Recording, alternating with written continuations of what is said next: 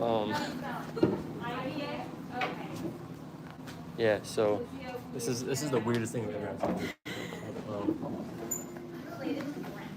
Yeah.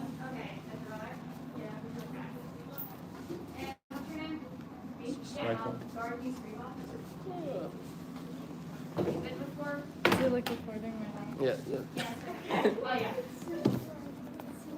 This is the only way I can like do it without eating my phone. Alright. Your name is How you spell it on Are you sure it saves?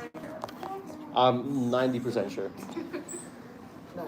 You know, if it doesn't, then my like. You're gonna have to maybe put it on the end. Is this a live broadcast or? It is, yes. It's a live? Because nobody has storage to save it, so if I live broadcast it, it'll save on its own. Welcome to the public forum debate We need to get this stuff. 2022. We hope you enjoy. Charge 0. We need to get the slides on the screen. Oh yeah. I can't attach my phone. Yeah. Yeah? It's shared with you. Yeah. Where's yours and mine? Wait. Yes. Yeah, it has a little bit of yeah. Okay, so I shared you this document. Basically, we type in it, we share evidence. I'm gonna write it, so that you know look at my notes. And you get this document out. It's called Blocks and Egg. Okay.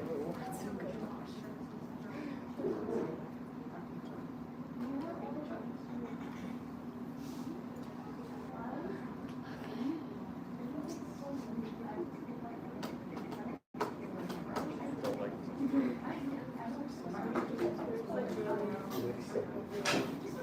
I guess a lot of people but I'm not gonna do that. So like didn't we say this is mandatory for all this? Yeah. This is the tournament up. Yeah. Yeah. But if they don't look at the slides online, they're not gonna know that. So. Yeah. Yeah. Okay, how do I connect? My Chromebook guy.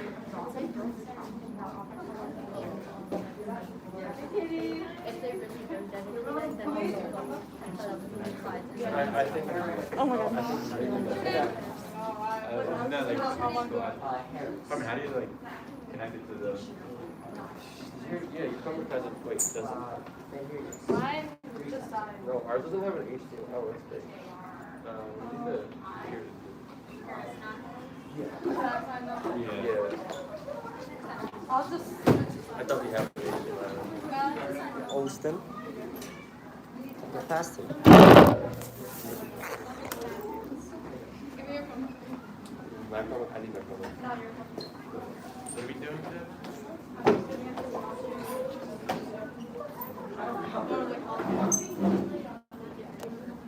Where would you go? Well, where's the deal? I guess she got scared. Just really better. That's what I didn't see you think fast. Tell me about your day. Like, seriously, 2 times a week. 2 times a week. You go. Ready? Yeah, I shared it with you too. It's also better one cost, but it has everything. And get this one open too. So like capsule. Wait, we're so close to recording. Wait. Do you want to? We're just gonna tell them what part to watch.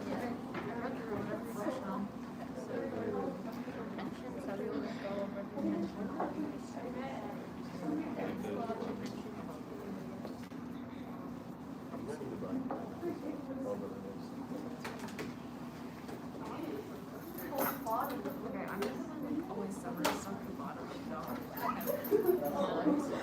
It's just a watered down version. Finding the reasons like why. So you just basically just do whatever you see in summary, it's like make it more concise and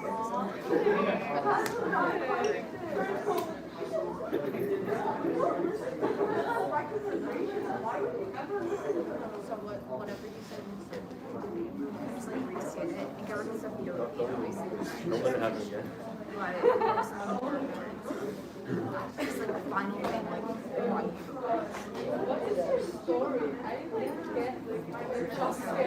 I might be able to write something so there's like clear so I already like typed it up for you. What? You don't need 100. Yeah. We just want to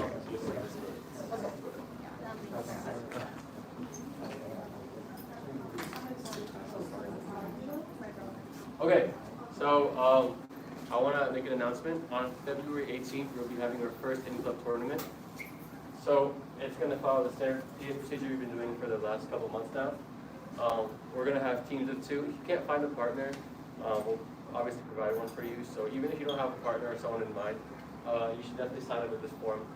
The link's going to be on Google Classroom after this meeting, and it's going to be on the slides if you need it. Some things to remember.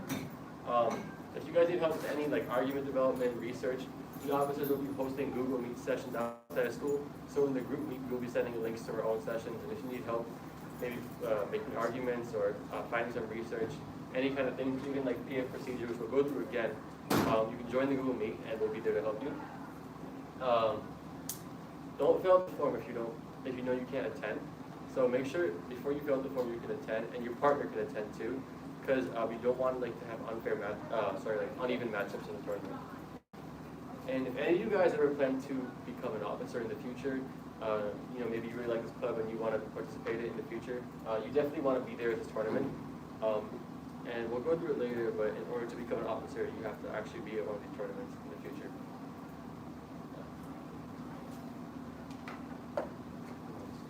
So for today, what we're going to be doing is you guys are going to be judging for our mock debate. So we're just going to be showing you guys how the debate actually goes, and for the officers here, it's going to be Harman and Hana versus Chai and Wujiha are going to debate our current UBI topic.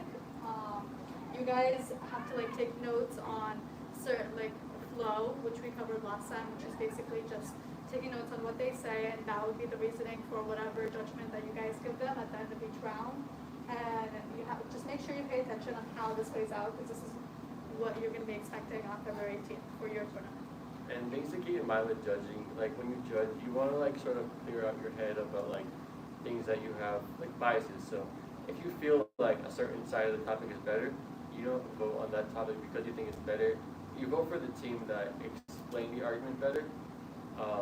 So I guess it's really important to see a judge's perspective before you actually debate yourself, and you can really just see what a debate looks like. So make sure you're taking notes, and make sure at the end we're gonna cast a vote, and you guys will have to give an RFD, which is a reason for decision. And yeah, we're gonna get started soon. And you can take notes either on your phone, Chromebook, or actual handwritten. Okay, so we already did the coin flip at home. So Chai and Wujiha are negative, and they're going first, and Hana and I are at, we're going second. And this is on the same UBI college.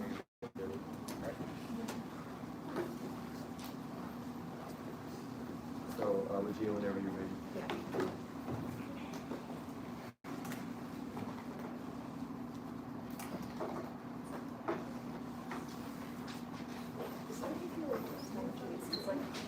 All talk fast. We need to get comfortable with that. Go over a little bit. But keep it consistent with the format.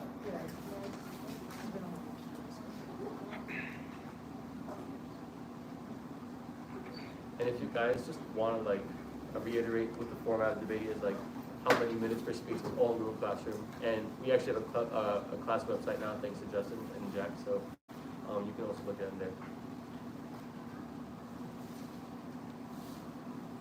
All right, everyone's ready. I'll start with time my first word.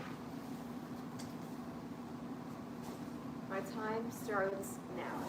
Meaning air, first intention is redistribution. A UBI on its own can reap many benefits for the people of our nation, but eliminating recess and welfare can be nothing but detrimental for our youth. The U.S. Bureau of Labor Statistics finds that 21.8% of all U.S. families, on average, participate in at least one major recess welfare program per month. U.S. Census Bureau explains there are approximately 38 million people under the age of 18 who reside in households in which one or more people receive benefits from the Youth Welfare Program. If the U.S. government were to implement a UBI, it would devastate the lives of our children due to, number one, an increase in child poverty. According to the Center on Budget Policy Priorities, if you take the dollars toward people in the bottom 2/5 or of the population and convert them universal payments to people all the way up the income scale, which is the idea of UBI, you're redistributing income upward. This would increase poverty and inequality over time. Goal 19 further, the UBI schemes also increase poverty for children. Child poverty rises by over 60%. This is because mainly the middle and lower middle of the income distribution pull away from those who are worst off, almost perfectly designed to increase relative income poverty. This finally demonstrated, according to CUT-19, the Alaska Permanent Fund, which pays all adults and children a dividend each year. In 2018, it was $1,600. The scheme has done nothing to reduce child poverty that has resulted from the program. Yet that's the platform for which the UBI largely rests on. Connection 2 is costs. The national debt clock of the U.S. sees the U.S. is currently under $24 trillion of debt. Along with this, the cost of UBI might be too much for government to handle. Value 18 finds that it would cost to pay every American citizen $12,000 a year, $3.8 trillion. From there, the CV notes that this single year figure equals more than 3/4 of the entire yearly federal budget. 118 finds that at some point, global government debt will grow so large that merely rolling it over becomes a problem. The impact of this is twofold. Number one is atrocious recession. Francis 20 finds, a new study from MIT found that there is 70% chance of a recession occurring in the next 6 months. While this recession may be inevitable, there are steps the government can take to combat it. For example, the CRFB 2019 finds that with the U.S. entering the Great Recession, by 2012, the country borrowed an additional 35% of GDP, largely to combat the crisis. However, with a huge amount of debt, it's simply not possible. McBride 19 finds that mass debt accumulation could erode Washington's ability to respond to future crises. Another major financial crisis, like those in 2008 to 2009, could require new large-scale stimulus spending, a response that would be entirely difficult regarding the U.S. debt load. Kilbert 19 finally concludes that during the Great Recession, unemployment rates skyrocketed, housing prices and stock portfolios plummeted, and lives of millions were disrupted. 38 million people lost their jobs, and the rate of long-term unemployment doubled its historical high. Making sure we have a way out of this recession is of utmost importance, and fortunately in the status quo there is a way to do this. However, implementing UBI makes the solution slip away, leaving America in a position of vulnerability, which is something not wanted at all. Number 2 is tax increases. Clark 19 finds that if all qualifying adults chose $1,000 instead of other welfare benefits, it would cost an exorbitant amount for just 1 year. So 94% of UBI would be financed by higher taxes. The federal government would have to raise every tax rate by 50% for the next 10 to 12 years. Realize such a tax is problematic due to the fact that the near majority of Americans are barely able to make ends meet. Levy of CNN finds in 2018 that nearly 51 million households don't earn enough to afford a monthly budget that includes housing, food, healthcare, and transportation, which is 43% of households in the United States. Therefore, the implementation of the UBI system would hurt citizens much more than they would be helped. This is because it pushed those who are currently in the middle class into poverty. Adam Sick of CNBC finds 2019 that 1/3 of middle-income adults, or 71 million people, don't have enough savings to cover an unexpected $400 expense without selling something or borrowing money. Many American citizens will fall into financial hardship if they only pay $400. A 50% tax hike would therefore leave millions of low to middle class Americans in a very poor financial situation. In terms of the round, this means there is no possible way for the affirmative to fund a UBI that's severely hurting millions of citizens. Thus, voting for them based on the idea that they're helping Americans is completely ruled out. Thus, be the gate.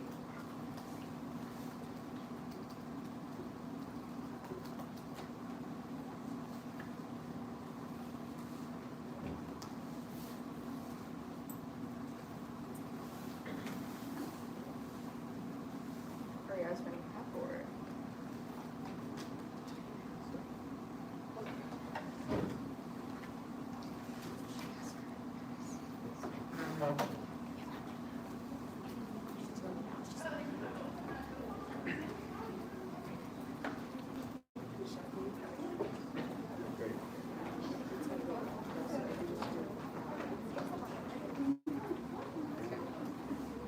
We'll start on first word.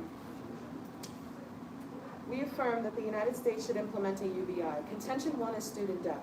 Student debt is one of the most detrimental burdens in our economy and to millions of Americans. And according to Investopedia, the total amount of outstanding student loans reached an all-time high in 2019 at $1.5 trillion. CNBC calls the student debt crisis something we should all be worried about. According to Debt.org, the number of people over 60 with student loan debt has quadrupled in the last decade, from 700,000 to 2.8 million. These are people who haven't been in college in over 40 years and are still paying it off. CNBC 19 says the UBI can create the ability to invest in things like education. Implementing a UBI allows for a passive source of income for someone who was once unable to now seek higher education.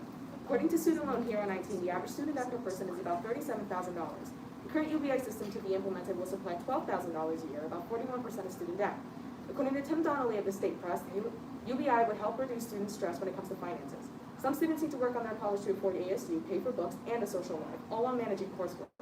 Currently, college students have tremendous debt to pay off, and the principle is that the quicker one can pay it off, the less of a problem it will be later on.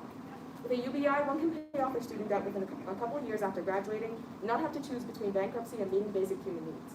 With this system in place, the student debt crisis would be severely mitigated, and hardworking citizens would be given more financial freedom. Therefore, UBI will not only save millions of Americans from physically and mentally toiling life in debt, but it will give the opportunity for this country to become more educated. As higher education becomes more accessible to Americans, more people will have the opportunity to have higher paying and more skillful occupations, thus boosting the economy as a whole. Contention 2 is the poverty trap. The current means-tested welfare system demotes the idea of work for those under the system. This poverty trap caused by MTW is completely faulted by the inescapability of the system. Using the poverty line determined by the US HHS, working 38 hours a week puts you above the poverty line. That's 5.5 hours a day. So the minute an unemployed person picks up a job, they are legally no longer impoverished. Being over the poverty line causes one to lose their MTW benefits, including housing and food stamps, which puts them in a worse situation than they were before employment. Essentially, the system punishes you for taking the initiative to work. If picking up a job causes you to lose your home and access to food, then it is no wonder why unemployment levels are so low to Americans below the poverty line. According to the Washington Post in 2014, the amount in total annual benefits that a single parent with 2 kids can receive pegged at $35,000 a year. They will have to make $35,000 more than poverty to be able to tie the amount they used to be receiving. Now, some people are able to escape the trap, but there is another issue: taxes. According to Andrew Dorfman of Forbes, the flaw in the government welfare system is the way that benefits phase out as the recipient's income increases. As households' income approaches the poverty line and rises above it, families on various welfare programs can actually face effective marginal tax rates of 50 to 60%. That means the combination of taxes owed on a new income and benefits lost because the rising income causes the family to lose 50 to 60% of its initial income gained to the federal government. And according to Charles Hughes of CATO, a new study from the Illinois Policy Institute analyzes the welfare benefits package available at different levels of earnings in the state. The author finds that low-income workers have limited economic incentive to increase their earnings from the minimum wage, and at some higher levels of earnings, these workers actually see a reduction in net income. Even if one is able to escape the welfare trap of housing and food benefits, they will eventually be thrown back into the cycle due to the tax rate that will come along with it. Taxes therefore disrupt the rare instance of someone actually escaping the poverty trap, as people lose the benefits and get taxed more. It may be more appealing to live under MTWs with no job versus facing the hardships that come with trying to climb the social economic ladder, therefore increasing unemployment and slowing the economic progress in financially disenfranchised America. Thus affirmed. Okay, right here for boss.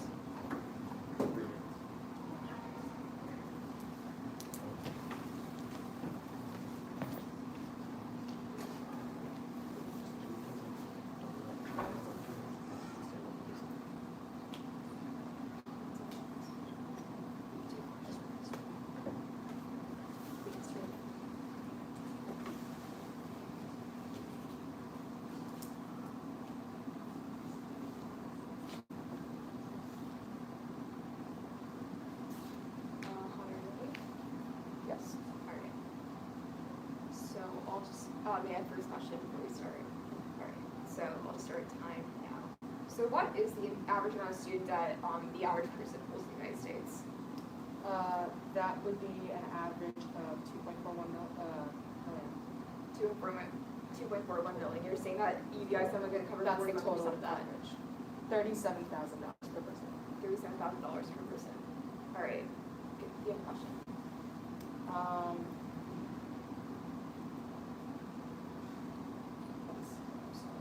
Sorry. If you want, while you're coming up with one, I can pass another one. Yes. Alright. So exactly, okay, so towards the end of your first attempt, you talked about getting better jobs, right? Can you just explain like the link chain, like how exactly are they gonna get better jobs? People will be able to receive better jobs by receiving a better education. Once UBI is implemented, it will allow $12,000 to go towards their education yearly. That $12,000 covers 41% of the debt that they would be in with a normal loan. Alright, so, okay, I'm just gonna clarify something right here. I'm a little confused about. So what you're saying is that, let's go to your second petition first off, like US taxes, right? So you're trying to tell me that somehow either, so it has to be one or the other. Are they gonna either help people pay their taxes, or it's gonna go to their education? Which one is it gonna be?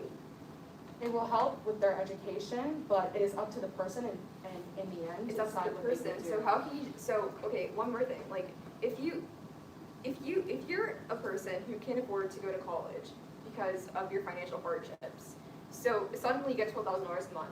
You can either use it to pay off your taxes, which you also You're can't receiving pay, $1,000. or $1,000 a month. Yes, that's the basic standard for the UBI. So you're somehow saying this $1,000 a month is going to help them pay for their college, while simultaneously also help pay the taxes that they can't afford. The taxes will be a result of MTWs, which are already in Taxes system. take away money from the people. Yes. They do. Alright, you have a question? Yes, you mentioned that the cost of UBIs would be detrimental, as it would be for $24 trillion of debt for the United States. However, is that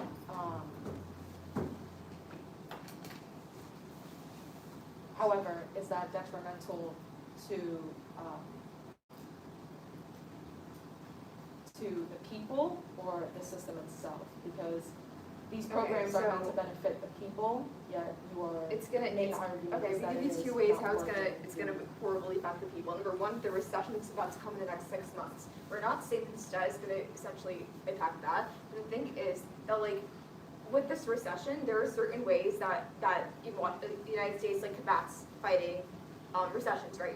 What would be GDP borrowing? The only way they can do GDP borrowing is if they have a strong financial system of their own. With $36 trillion in debt, plus the trillions more that's going to come out of the event of the UBI, it's only going to make it worse. Therefore, we're going to see horrible consequences from the recession itself. For example, higher unemployment rates. And number two, we said also the 50% tax hike that's going to happen if UBI would be implemented. The only way for the government to pay for UBI is taking money away from the people. But the thing is, like as we both agree on, most people can't afford to pay. Most people can't afford to pay their basic expenses. A tax hike will hurt them as time. What's the thing you say when you're done with your like little speech thing? Like debate is end, like what's like the word, the little phrase you say? So usually like when you're done with a speech, like you either say like thus we affirm or thus we debate. Thus we affirm or thus we indicate. Okay. Yeah. Just good for Also, me and Justin will be acting as like small commentators, pointing out good things and bad things like that are happening right now. And one thing I want to point out is when you guys do the crossfire, make sure you're asking a question and not just completely answering their question and dragging out the time because you're only giving a specific amount of time. There we notice a little bit of dragging on the situation and not asking questions. This is not the rebuttal time. This is a question time. You want to ask all of your questions. That's one of the things I noticed.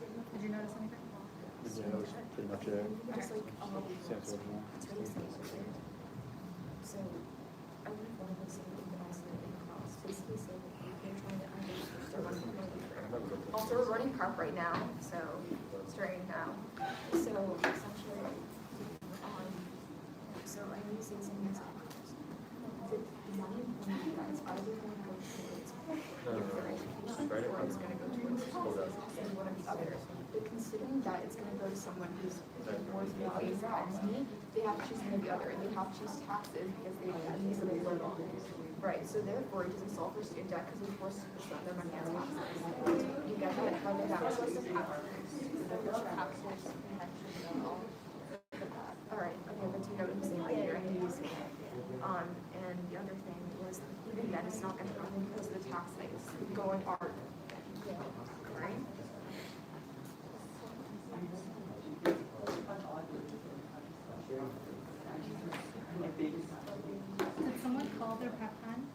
Yeah, we're I working did. hard right now.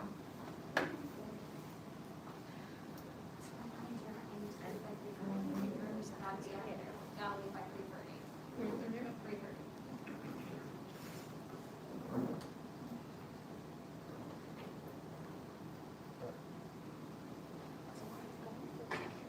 We're going first, like right now. You ready?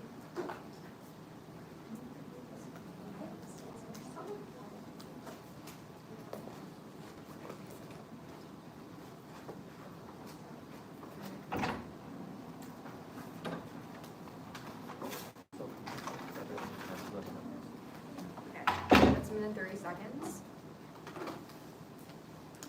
And we're doing 4 minutes right now, right? Yeah. All right. Okay. You have 4 minutes, right? So I'll start. So in your first contention, you guys brought up student debt, and you said that student debt equals around 1.5 trillion for all the Americans average. And you said that, but today the average debt for student debt is 32,731. The UBI, if it were given 1,000 per person, that wouldn't cover the student debt per people. And then your second contention was poverty traps. So, first, and the MTW is not beyond reform. In fact, the current administration has introduced work requirements for SNAP benefits, thus re-incentivizing work. So Claire Brown at the counter finds that the Supplemental Nutrition Assistance Program, a change that is projected to end benefits for around over 600,000 people, and the change will restore the original intent of food stamps by pushing more adults into the workforce. And this new rule impacts able-bodied adults between the age of 18 and 49 without independence. But the Trump administration has now announced its final rule to tighten the work requirements for this.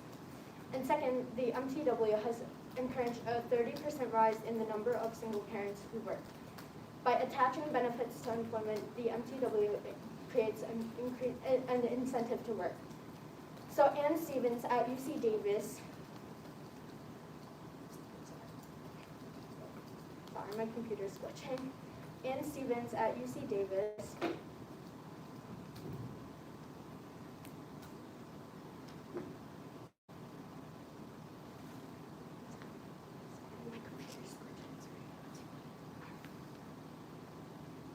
gonna pause time 1 second. You want to take mine? Yeah, can I take the computer? Sorry, it's like not letting me scroll. We're American 25, American Junior time, when she's ready.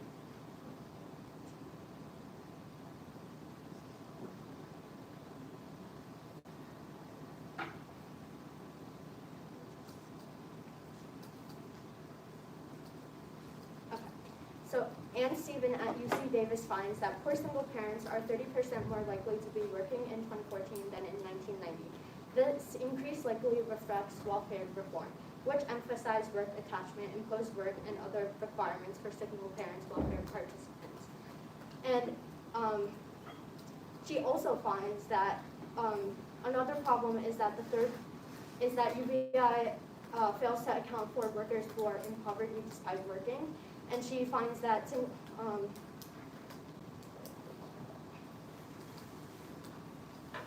and the Scholarly Strategy Network finds that research studies consistently show that a subsequent subset of recipients of TANF require specialized assistance and ongoing support to be able to provide for their families because they are grappling with one or more severe difficulties such as physical or mental health problems, caring for a disabled child, and 39% reported that they had work-limiting disability, and 26% reported that they had a child or other independent with a disability. So overall, the contention is that they say it is helping for taxes and education, but you can't help UBI with both.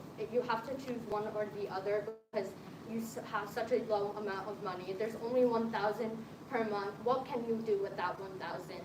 All it does is increase taxes for you, and thus we negate strong negative.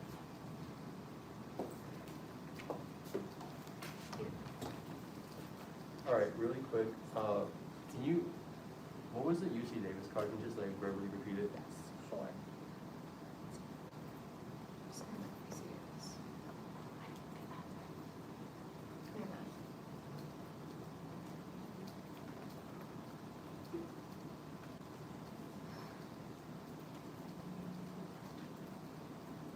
Ann Stevens at UC Davis said that poor single parents are 30% more likely to be working in 2014 than 1990. This increase likely reflects welfare reform, which emphasized work attachment, imposed work, and other requirements for single welfare parent participants. All right, thank you. All right, I'm gonna start my speech. So quickly give a quick roadmap. I'm just gonna go down their rebuttal, and then I'm gonna go down their case.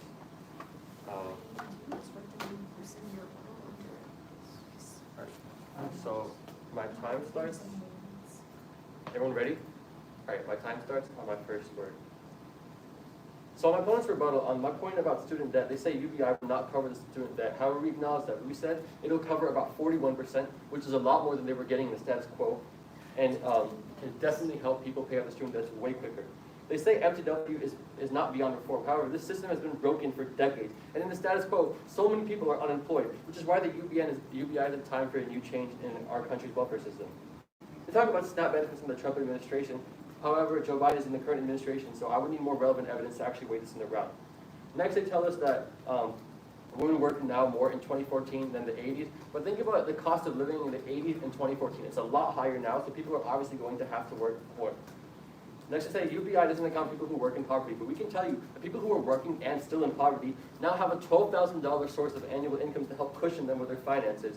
And as we said, potentially invest in education, which can elevate their status, their education status into getting more higher skill set jobs and thus making more money. My opponent's first argument in their case is about a loss of benefits. However, my opponents must acknowledge that UBI won't happen overnight. Just because we implement the UBI, people won't wake up with a house one day under MTWs, and then the next day they won't have a place to live, they won't have food to eat. This happens over a period of time. It's a transition period, and people are going to become aware of the UBI. And next, on actually receiving benefits. People who need benefits don't actually receive them under welfare for the reason UBI is much better at covering those who fall through the cracks. Kevin O'Neill at the Rockefeller Institute says that despite this, some 40 million Americans live in poverty today, and 13 million of them are completely disconnected from the safety net. Millions more may be getting one benefit, but desperately are in need of other benefits that they are eligible for, but not actually receiving. Second, UBI provides more benefits than average recipient received in MTW. Tim Morsell of Forbes said that the MTWs, people get about $24.77 per day. However, it's about like $9,000 a year. Now we know the UBI gives us $12,000 a year. Third, being fully employed actually brings a 97% chance to escape poverty. So when people get out of the MTWs and they actually get the job, they have a lot less chance of being poor, according to Tim Morsell of Forbes. Next on housing. Housing vouchers have a negative effect on the recipient's income. Devin Carlson at the University of Wisconsin-Madison says that the voucher program requires participants to contribute 30% of their income towards rent. As any economist will tell you, taxes create a negative incentive to work. Second, housing vouchers attach a stigma to recipients, making it more difficult for residents to find shelter. This drawback is avoided with a cash transfer. Laura Sullivan at NPR says that in Dallas, about 60% of the people who get vouchers are unable to use them. While Dallas's rate is worse than most, the challenge is similar to other cities where rents are high and the market is tight. Third, MTWs concentrate poverty through housing assistance. 88% of the new apartments will be in low opportunity areas. That means high crime, low homeownership rates, little access to working class jobs, and lackluster school performance. Now what they say about taxes. First, we lose $1 trillion in tax loopholes every year. Just fairly applying a tax law would actually gain huge amounts of government revenue. Catherine Rimble of the New York Times says that tax expenditures will cost the government somewhere around $1 trillion this year. That's more than the government will spend on Medicare or defense. Second, there's little evidence that tax increase hurts the economy. Derek Thompson at the Atlantic says that compared to the 1980s to the 1990s, which began the back-to-back marginal rate of increase in the rich, through the 80s, President Reagan took top marginal tax rates down from 70 to 28%, so the average growth was only 3%. On the cost of the UBI, our opponents are downplaying the cost of welfare. Given anti-poverty measures are expensive in both worlds, you would spend money wisely, not on programs that have utterly failed to reduce poverty for the last couple of decades. This is the time that U.S. taxpayers have spent over $22 trillion on anti-poverty programs. Despite the amount of spending, progress against poverty, at least measured by the government, has actually been minimal. The poverty rate last year was about 14%, which is the same as the year in poverty. Second, the cost of UBI is 3.5 trillion is overstated. Most transfer payments are targeted at people who are not paying taxes to support it. UBI is not targeted, it's universal. Everyone gets it, including the net contributors who taxes support it. Therefore, the vast majority of people pay money. They're really shorting this up. It's saying middle-class Americans fund the MTW system, so they don't get anything out of it. However, if everyone's funding the UBI, everybody gets the $12,000 back in return at the end of the year. Thank you. I can hold for card, the last one you said, people get the money back at the end of the year. That was my own words. Those your own words? Okay, got it. You ready for cross? We're gonna be discounting that because you know. Wait, can I just make one comment? What she did there and what Armand did earlier was calling a card, and debates is evidence. So when you call for someone else's card, you want to see their evidence and see what they used. Either they can restate it, or he can actually look at what the article that she used or the opponent used. One thing that's really important to say is if someone doesn't have a card for something or evidence, you can't count it. Or if the card is faulty or fraud, Yeah. they misuse the evidence. Are you ready for cross? Sorry. You guys spoke first, so you have first questions. All right, you say that tax increases don't really matter, but how do you say, we found that an unexpected 400 expense would not be able to be covered by 1/3 of the middle class in Americans. How do you respond to that? Can you say that again? You said that tax increases don't really matter and they actually are positive sometimes.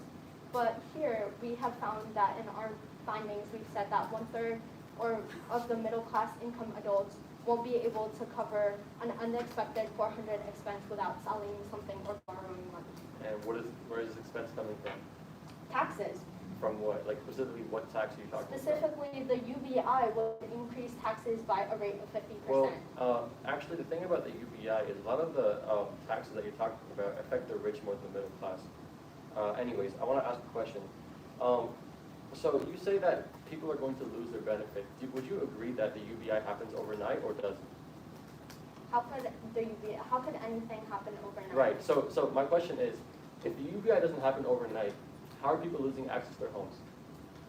Like it doesn't happen on instant, right? It takes, UBI will take months, maybe years to implement. How do people lose access to their homes so fast?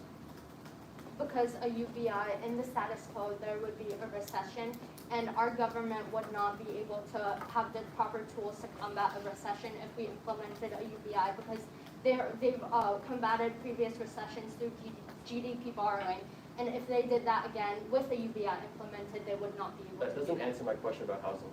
You didn't answer my question before about the 1/3 middle class people. You pointed to the rich, but you didn't point out how it would affect the middle class. Like what I'm telling you, the fact about the UBI, that it would affect the rich more than the middle class. And I'm asking you, Isn't there a 50% tax increase for everybody? There's certain taxes that, I'm going to call for that card afterwards because I don't think that's accurate. Do you have a question?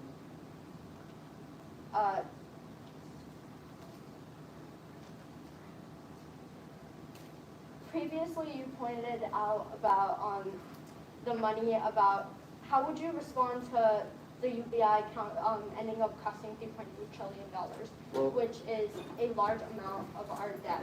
I actually read you a card. I can show it to you after Could you that. read it again, please? Oh yeah, sure. Give me a second. I read it in the rebuttal how the cost is overstated. So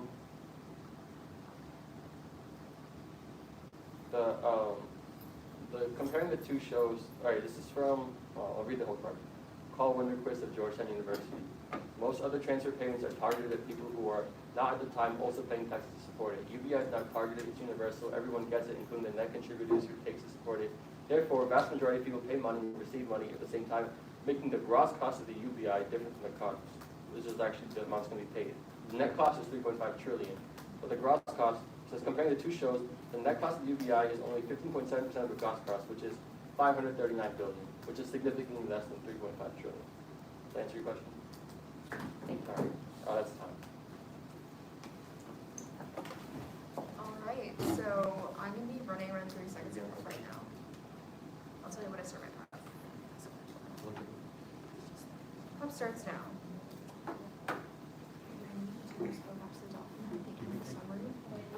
Summary. this round, what I noticed was when one team was saying something, they just said facts and asked the other team, would you respond to that? I don't see that as a question that's productive in a crossfire. I see it more as presenting a statement and asking the other opponent, how does your side combat this? So that's one thing that I noticed. Okay, that's 3 seconds.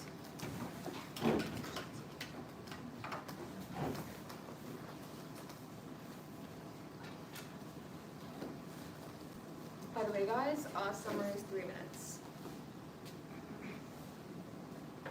Okay, so just a quick off-time roadmap. I'm just going to be giving a small overview, then I'll be going down my case, then their case, and if I have time, I'll be weighing the arguments. Oh, wait, I'm sorry. Really quick, can I call for that 50% card? I forgot Sure. the number. Which one? Chai said that everyone will receive a 50% tax. Tax tag? Got it. And just as a heads up to you guys, sorry, yeah, I'm gonna have to leave at like 3:25, so it seems like you'll probably be able to get through most of it.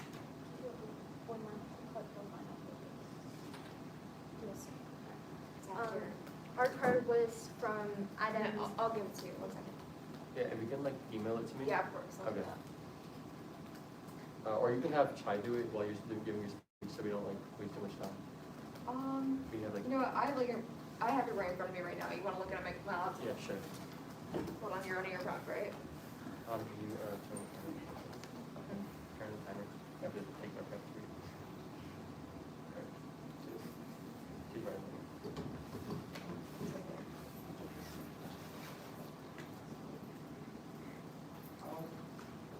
Where does it say 50%?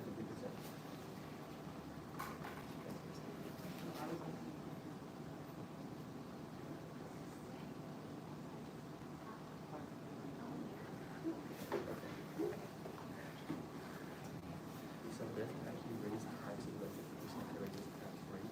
So You guys done running or? 3% taxes, the rate is 5%. Which is not bad. Alright, we're done, 39 seconds.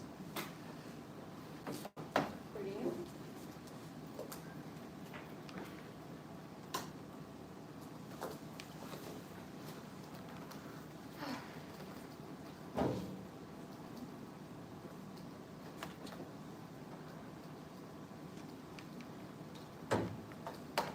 Alright, guys. Once again, do you guys need me to restate my roadmap, or do you guys do it earlier? It's good? Okay. So my time will begin now. Judge, the most important thing in this round is the people. Vote for the side can do the best for the people, not for the economy, not for anything else but the people. Once I need to restate again, we said this at the end of our case. In terms of this round, there is no way for the Borough to fund UBI without severely hurting the citizens. Thus, voting for them based on the idea they're helping Americans completely ruled out. We'll go back to that at the end of my speech. Let's go down my case. Our opponents first say that people are going to have it's going to take time for UBI to be implemented. If they're going to play the card that UBI is going to take time to be implemented, you must also say that none of the benefits that they say it's going to happen soon either. So in either world, we're going to have time for UBI to be implemented. Second thing they say is that people don't get student benefits. You're interest to our side because that completely goes against their own case. If they're relying on people having some kind of financial freedom from student debt because of UBI, and they're also saying that people don't get student benefits, then that completely goes against their own case. Third thing, they say people that can escape poverty. The thing is that, once again, let's go back to my case for a second. We talk about the 50% tax hike that's going to happen in order to fund the UBI. There is no way to fund UBI without the tax hike. It's only going to push people further into poverty rather than helping them out of it. They also say that taxes create a negative impact on work, and people can't use vouchers, and it's only going to make them worse for them. So once again, taxes are going to happen, and it only proves our point, because if it's going to have a negative impact on work, not only is it pushing people further into poverty, it's also making it lose an incentive, which only makes our side more strong. They also say that taxes increase every single year, but that's irrelevant, and even then, it's only going to increase even more. They finally say the taxes hurt the economy. Turn this back to our side once again, because if taxes are going to hurt the economy, that's just like another worse outcome of the taxes being implemented. They also try to say that 3.5 trillion is overstated. The thing is, that's still a huge amount in order to fund the UBI. Saying that 3.5 trillion might be off by a little bit is just completely irrelevant in this case. Let's go back to their case. The main thing you want to collect from our rebuttal is that UBI can't solve for both taxes and student debt. Even if somehow, even though they completely go against their own case in terms of student debt, you need to take this for a second. If someone can't afford to pay their health care or their taxes or anything in general in order to live, you can't expect them to choose between either an education or taxes. They have to choose a tax in order to have somewhere to live. They're not going to be able to pay off their student debt. Therefore, you don't see any kind of retention of their benefits in terms of this round. Once again, you're going to want to vote on two things. Once again, the 50% tax hike that's going to push 71 million people into poverty by the end of this, by the time UBI is implemented. There is no other way to fund UBI. You're also going to vote in the back on GDP borrowing. Our opponents never ever respond to this in their rebuttal. Once again, let me just explain it to you. In the next 6 months, a recession is going to happen. And the only way for the government to fight this recession is GDP borrowing. A UBI does not allow the government to go against GDP borrowing. And the last thing, once again, our opponents never respond to this, our impact on child poverty in our first contention. We're going to see a huge increase in child poverty just because of UBI, because of income redistribution. You're going to vote on these three things that our opponents never respond to. That's me to Gabe.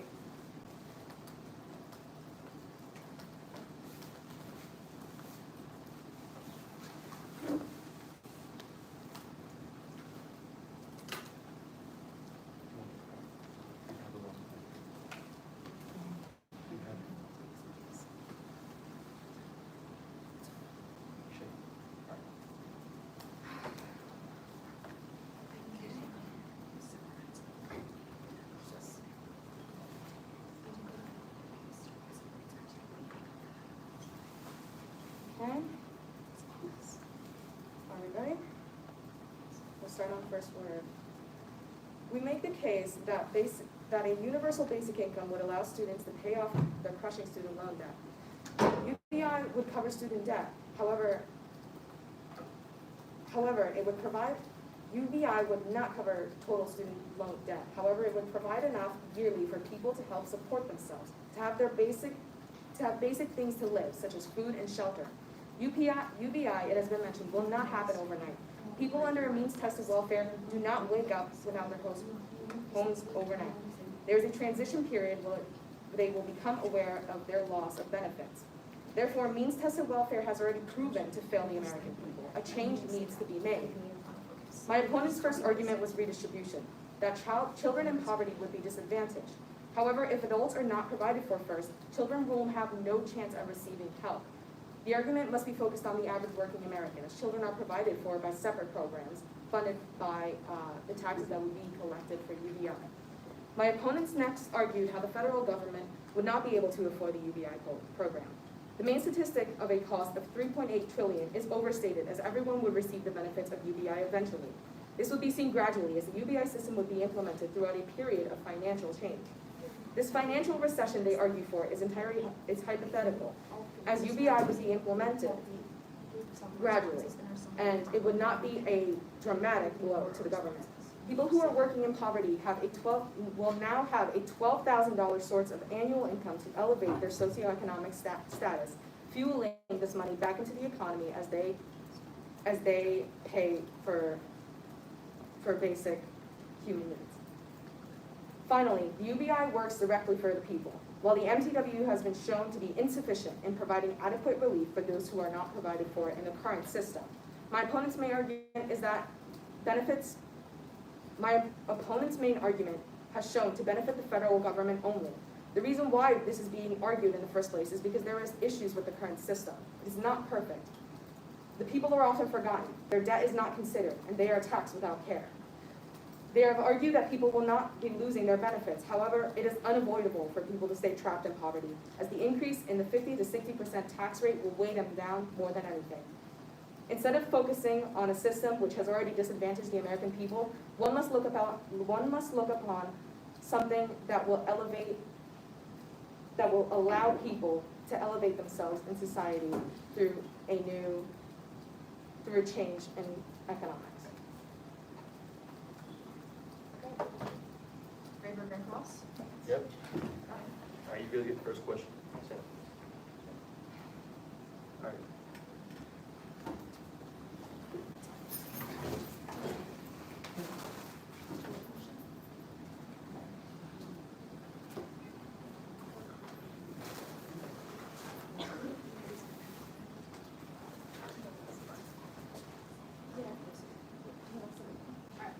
So you're saying, and previously you mentioned how work incentive with MPW decreases. How will basically handing people money, UBI, keep them working? Why won't they just stop working if they're just handing? Well, we had a card for that in the beginning. If you want to bring that up again, because Sure. it says. All right. So pretty much what you said was You that. can cover the card after After? All right. class. You have a Alright, question? Yeah, sure. So, my question is, how much do MPWs cost annually? Annually for the government? Yeah. For the government. Through the 5 trillion. MTWs? No, sorry, not MTWs. I thought I was thinking of UBI. I don't know about MTWs. It's 1.1 trillion. Okay. And, UBI would still cost more. I'm sorry? A UBI would still cost more than. So are you considering the fact that the gross cost is 589 billion? Can you just elaborate on that? What do you mean by that? So the current MTW system that only helps people who are below the poverty line, which is currently failing, by the way. Yeah. It costs 1.1 trillion. Yes. Now the UBS system that would help everybody costs 589 billion. Would you say It's that not 5.8. I'm gonna call it the card after class. It's not. It's 3.5 trillion. the gross cost is 589 billion dollars, which is significantly about half as much as the. Sorry, let me just explain what the gross cost is again. Yeah, sure. I read the card to. It's fine. Can you Okay. just re-explain it? All right. It's not that hard. So.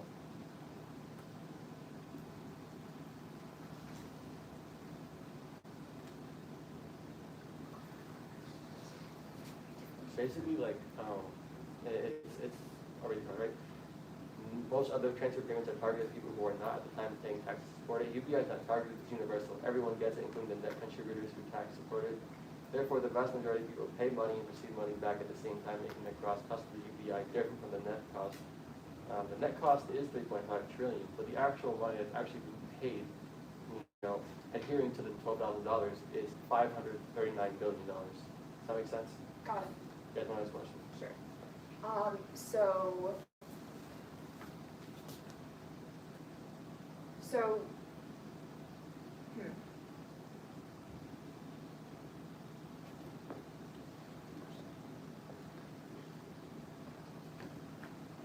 You guys still haven't responded to our child poverty thing. Would you like to say? No. I don't know what you're saying. Yeah. She doesn't say anything. Don't worry about that. So, can you just explain how exactly? We'll go back to this. I talked about this in First Cross. So a family that's can't pay for anything, they're going to receive this amount of money, right? Are they going to spend it on taxes, or are they going to spend it on education? Well, you Because asked. you would say taxes, because Well, you need to live. Well, I would tell you that, okay, does this family, are they employed? Sure, one person's Some person, employed. are they below the poverty line? Yes. Okay, so let's say the other person gets employed, you know what happens to them? How are they going to get employed? So, all right, so, wait, what you're asking? Time's up. So, okay. All right, the final vote is just 2 minutes, by the way. So one note I can make here at least is I didn't see as many questions as I expected. Grand Cross, you're supposed to be firing questions right and left, and if a opponent is just talking and wasting time, you tell them, is there a question in that? Don't waste your own time in the Grand Cross and trying to get as many questions as you can. Speaking of wasting time, 3 minutes. Your 3-minute warning. Guys, can you, Are you guys ready? we have like 8 minutes left. Yeah.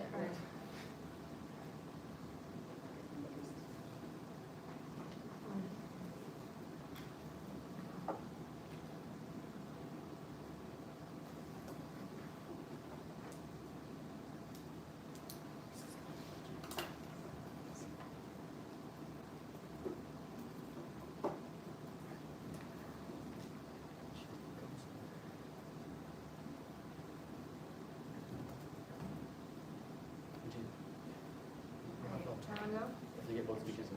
Yeah, we need to go through just. Alright. Start on my first word.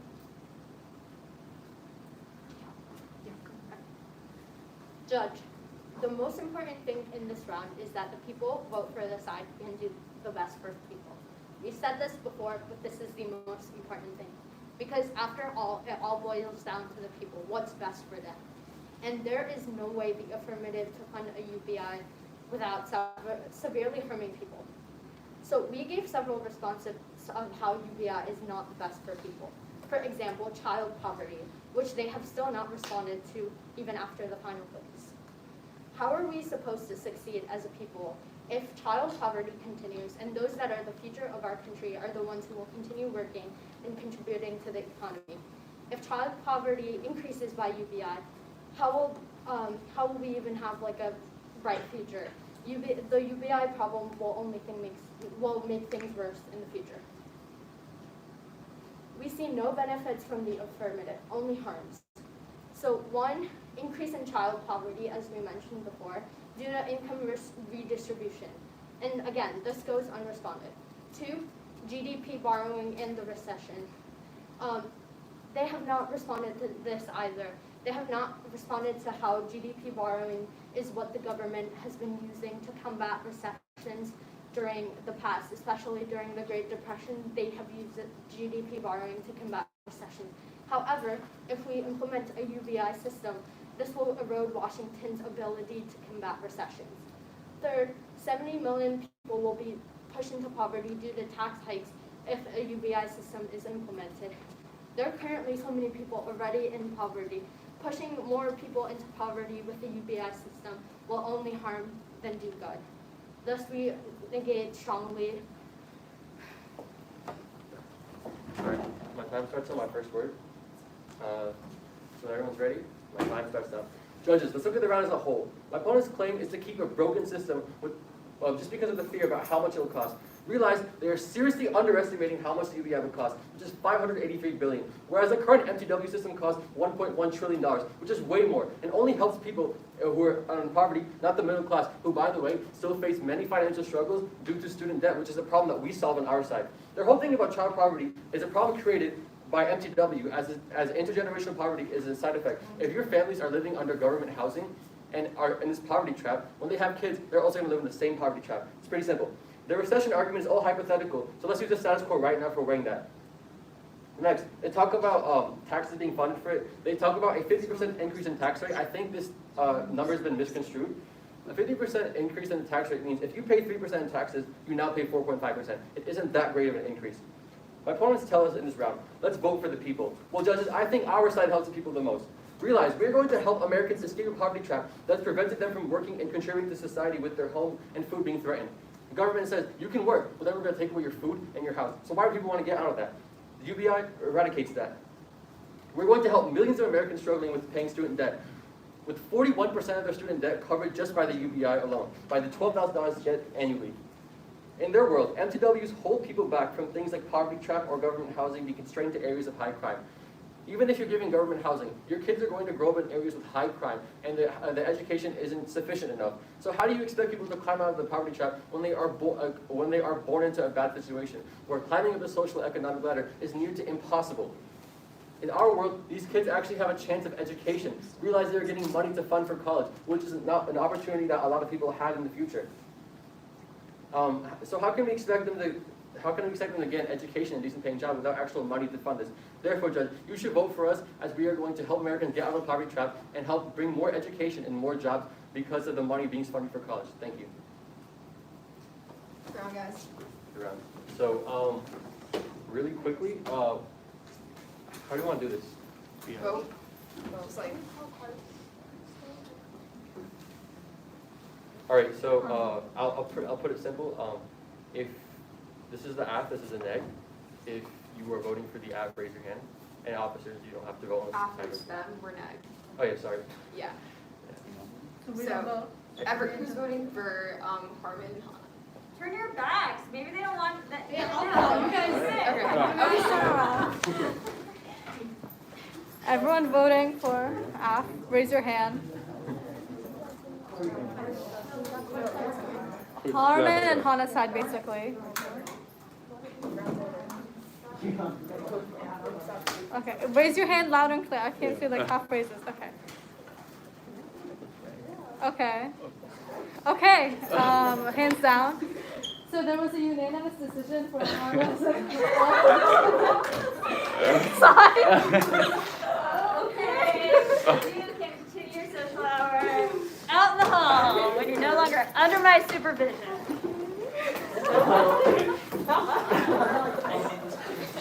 What just happened?